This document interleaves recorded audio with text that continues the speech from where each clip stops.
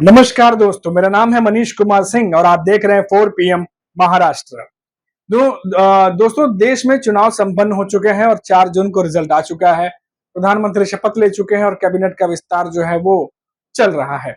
और ऐसे में महाराष्ट्र की राजनीति लगातार गर्माती जा रही है और इसकी गर्माहट, जो इसकी तपिश है, वो दिल्ली में बैठे बीजेपी के बड़े नेताओं को भी महसूस हो रही है। मैं आज आपको बताने वाला हूं कि महाराष्ट्र की राजनीति में ऐसा क्या हो रहा है और कौन-कौन सी ऐसी अपडेट छन-छन के आ रही हैं, जिसकी वजह से ऐसा लग रहा है कि एनडीए और बीजेपी की परेशानी बढ़ती जा रही है। दोस्तों, कांग्रेस के नेता हैं विजय वडेट्टीवार। उन्होंने कहा है कि एकनाथ शिंदे और अजीत पवार के 40 विधायक उनके संपर्क में हैं। ये बहुत बड़ा आंकड़ा है। करीब-करीब 40 विधायक वो कह रहे हैं कि उनके संपर्क में हैं और वो घर वापसी करना चाहते हैं। क्योंकि जो विजय वडेट्टीवार हैं, उन्होंने कहा है कि जो कुछ भी जो लोकसभा इलेक्शन में जो रिजल्ट आया है, उससे ये साफ हो गया है कि महाराष्ट्र में जो हवा बह रही है, वो एमवीए के तरफ बह रही है, ना कि एनडीए की तरफ। और ऐसे में जो एकनाथ शिंदे के जो बड़े नेता हैं और तमाम विधायक हैं, अजित पवार के एनसीपी के जो तमाम विधायक और बड़े नेता हैं, उनको ये समझ में आ गया है कि महाराष्ट्र की राजनीति में अगर बने रहना है और अगर अपना भविष्य उज्जवल रखना है, तो अब इंडिया गठबंधन या एमवीए के साथ ही जो है वो आगे जाना होगा। ये तमाम रिपोर्ट्स में जो है ये खबरें आ रही हैं और मैं आपको बता दूं कि जो सबसे बड़ा कारण समझ में आ रहा है, जहां जो ये खबरें आ रही हैं कि एकनाथ शिंदे के जो नेता हैं वो संपर्क में हैं, अजित पवार के जो कई सारे विधायकों संपर्क में है।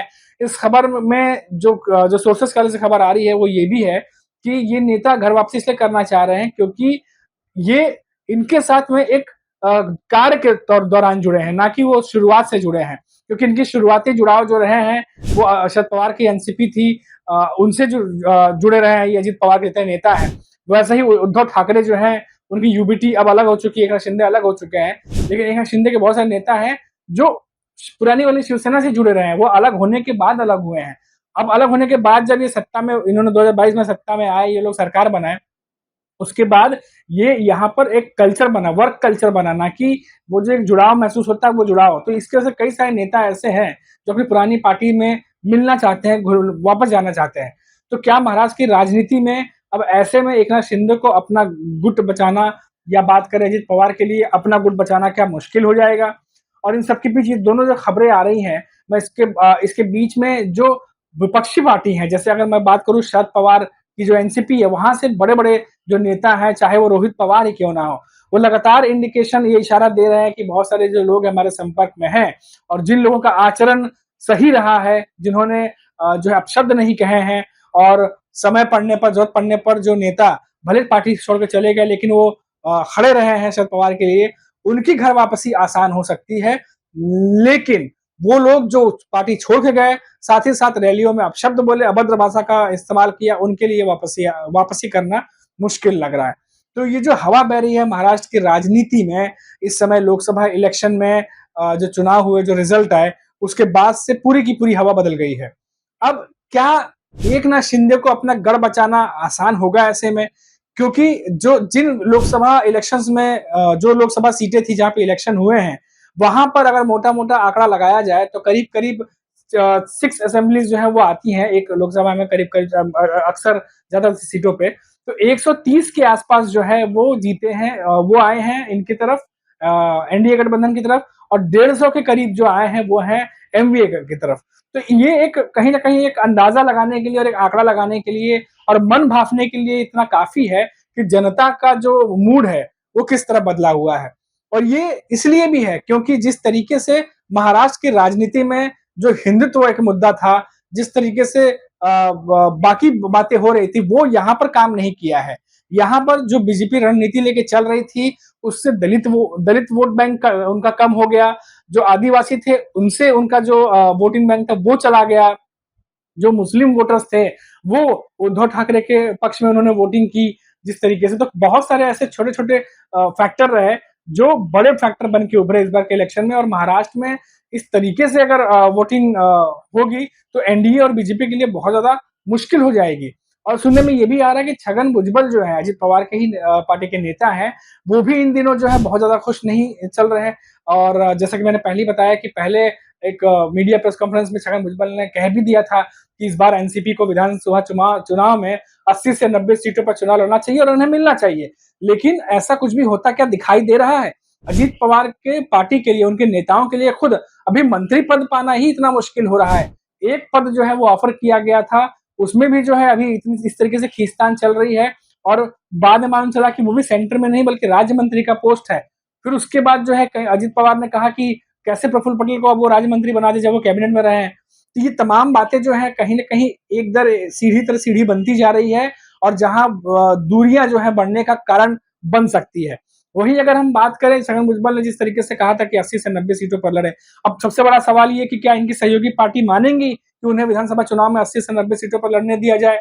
वहीं कई सारे जो समीकरण है वो ये भी बदलते दिखाई दे रहे हैं कि जिस तरीके से अजीत पवार जो है एनडीए अलायंस के पार्टनर हैं, ऐसे एकनाथ शिंदे भी जो है एनडीए अलायंस के पार्टनर। तो एकनाथ शिंदे 7 सांसद ला करके जो है अगर उनको एक भी मंत्री पद कैबिनेट में नहीं मिल रहा, जिस तरह से बाकी लोगों को मिल रहा है, तो फिर अजीत पवार कितना उम्मीद रखें कि उन्हें मिल जाएगा, क्योंकि 7 सांसद एकनाथ शिंदे लेकर के आए हैं और अजीत पवार के पास सिर्फ एक सांसद है जो चुन करके आए हैं। तो ऐसे में अजीत पवार को कितनी तरजीह दी जाएगी, कितनी वैल्यू दी जाएगी, ये तो आने वाला वक्त बताएगा। और हालांकि अभी भी दिख ही रहा है, बीजेपी की तरफ से भी उनको वेट करने के लिए कह दिया गया है। अजीत पवार ने अपनी तरफ से भी कहा है कि हम इंतजार करेंगे। तो इंतजार के बाद क्या रिजल्ट निकलेगा, क्या सामने आएगा, वो तो खैर वक्त ही बताएगा। लेकिन कुल मिलाकर इतना जरूर कहा जा सकता है कि आने वाले समय में जो है महाराष्ट्र की राजनीति में एनडीए अलायंस जो है उसके लिए रास्ता बिल्कुल भी आसान नहीं है। और जो आज का घटनाक्रम है, जिस तरीके से आज जो है आपको पहले भी अगर आपने वीडियो देखी होगी तो मैंने आपको बताया कैसे संजय राउत ने जो है उन्होंने कहा है कि आने वाले समय में एक बड़ा दावा करते हुए उन्होंने कहा कि एमवीए जो है वो सरकार बनाने जा रही है और एक बड़ा झटका महाराष्ट्र में जो है वो एनडीए गठबंधन को लगने वाला है। ये एक बहुत बड़ा दावा संजय राउत ने फिर से किया है। और साथ ही साथ उन्होंने क्यों ये दावा कर रहे हैं उसके बारे में भी हमने उस वीडियो में बताया है, आप जाकर देख सकते हैं वो वीडियो। तो ये तमाम बातें भी सामने आ रही हैं। और उसके अलावा जो बाकी मैंने अपडेट दी है कि ये सब घटनाक्रम चल ही रहा है, उसी में अजीत पवार जो है वो शरद पवार की तारीफ करने लगते हैं, क्योंकि 25वां जो है उनका एनसीपी उसका स्थापना दिवस था और उसको लेकर के उन्होंने कहा भी कि शरद पवार ने जिस तरीके से उनके चाचा ने जो पार्टी चलाई है और अभी तक चला रहे हैं उसके लिए उनको थैंक्स कहा है, धन्यवाद कहा है। तो ये एक जेस्चर भी दिखाता है कि 2022 के बाद अजीत पवार पहली बार इस तरीके से खुल के शरद पवार की तारीफ कर रहे हैं और कुछ बोल रहे हैं।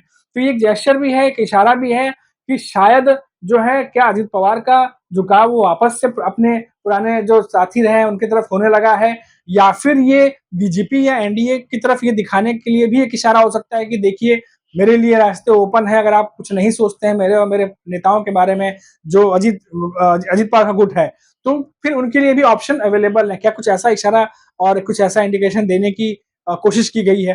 तो कई सारी ऐसी बातें हैं जो महाराष्ट्र की राजनीति में अब चल रही हैं और हर नेता अपना वैल्यू जो है अपनी पार्टी के नेताओं का वैल्यू करवाना चाहता है और अगर वो चीजें उन्हें नहीं मिलती हैं तो वो असंतोष बन करके जो है महाराष्ट्र की राजनीति में अब दिखाई दे रहा है, चाहे वो अजीत पवार की पार्टी हो एनसीपी, चाहे वो एकनाथ शिंदे की पार्टी हो शिवसेना। तो ये दोनों तरफ दिखाई दे रहा है और यही सबसे बड़ा कारण बनने जा रहा है कि पार्टी के अंदर अगर अंतरकलह होती है कल को तो ये बहुत बड़ा फैक्टर जो है वो बन सकता है। खैर वैसे भी जिस तरीके से रिपोर्ट्स आ रही हैं कि विधायकों के मन में बहुत सारे सवाल हैं और विधानसभा चुनाव को लेकर के वो निश्चित है कि बहुत बड़ा नुकसान ऐसा हो सकता है, इस बात को लेकर के वही मंथन चल रहा है और शायद इसी वजह से वो दूसरी पार्टी के साथ में भी, पुराने पार्टी जो उनके साथ वो कभी जुड़े रहे हैं उनके साथ में भी संपर्क में है। और जैसा कि आज जो है कांग्रेस के नेता जो है विजय उन्होंने जो है आज बताया है, तो ये भी एक बहुत बड़ा बड़ी बात है क्योंकि अब महाराष्ट्र में पहले भी यूपीटी ग्रुप की तरफ से शरद पवार की तरफ से ये कहा गया था कि बहुत सारे नेता उनके संपर्क में है, जिसके बाद जो अजीत पवार हैं उनकी तरफ से सुनील तटकरे ने कहा कि उनके संपर्क में है। कांग्रेस की तरफ से ये पहली बार कहा गया है कि चाहे वो एकनाथ शिंदे की पार्टी हो चाहे अजीत पवार, दोनों के विधायकों को मिला के 40 विधायक जो है वो कांग्रेस के संपर्क में है। तो ये अब किस तरीके से राजनीति बदलती है महाराष्ट्र की, और जैसा कि मैंने शुरुआत में कहा कि दिन पर दिन गर्म ही होती चली जा रही है और मुझे लगता है कि अभी ये और गर्म होगी और ये गर्म होती राजनीति की तपिश जो है वो दिल्ली तक पहुंच रही है। अब देखना होगा कि दिल्ली से फिर क्या कुछ समीकरण बदले जाते हैं या वहां से कुछ नया फरमान आता है, सब कुछ देखना होगा। सब कुछ जो सबका जवाब जो है वो वक्त देगा। हम भी इंतजार कर रहे हैं, जैसे ही कोई नया अपडेट आएगा हम फिर से लौटेंगे और आपको फिर से जो है वो अपडेट करेंगे। तब तक के लिए आप देखते रहिए 4 PM महाराष्ट्र और मुझे दीजिए इजाजत। नमस्कार।